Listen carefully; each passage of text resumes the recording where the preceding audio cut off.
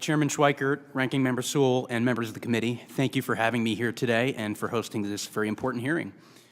My testimony is going to differ just slightly from some of my counterparts and focus on a related issue of the capacity of the Congressional Budget Office to accurately estimate the fiscal effects of legislation, including the Inflation Reduction Act.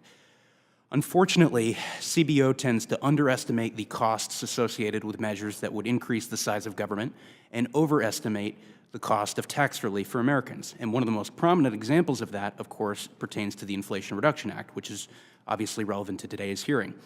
Following the enactment of the Inflation Reduction Act, CBO predicted the legislation would decrease the federal budget deficit by $58.1 billion over the following decade. But a 2024 update by CBO suggested the law would actually increase the deficit by roughly $300 billion. It turns out the CBO's revision reflected a $224 billion upward adjustment in green energy expenses.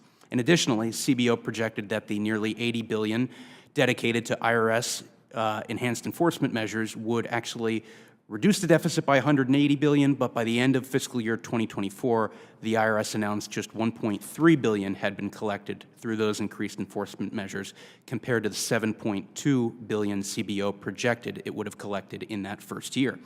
In fact, more money had been spent to hire these new IRS agents than they had collected in revenue. For every $1 in new revenue gained, these enforcement efforts had cost $1.04. According to the Economic Policy Innovation Center, the CBO's faulty estimates are a result of the projected far higher rate of return on IRS enforcement efforts than what actually occurred. As a result, CBO's estimated return on investment was off by more than sixfold. And this is not the first time that CBO has made these mistakes. In 2010, the CBO predicted that approximately 13 million Americans would enroll through Medicaid expansion under the Affordable Care Act in all 50 states. By 2019, actual enrollment had reached 19.5 million in just 34 states.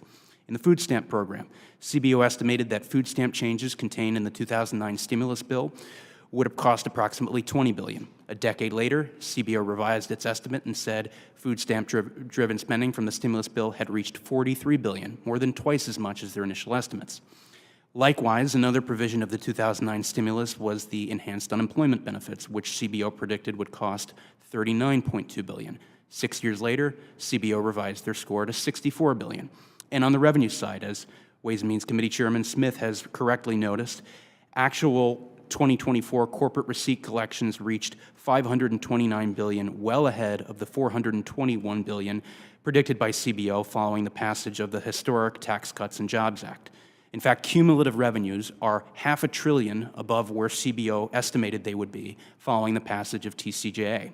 Now, there are a variety of reasons why CBO has made these inaccurate estimates. For the Inflation Reduction Act, they failed to account for developments in green energy markets and substantially overestimated the IRS's return on investment. For Medicaid, they dramatically understated enrollment. For the 2009 stimulus package, they were wrong about their assumptions regarding the record-slow Obama economic recovery.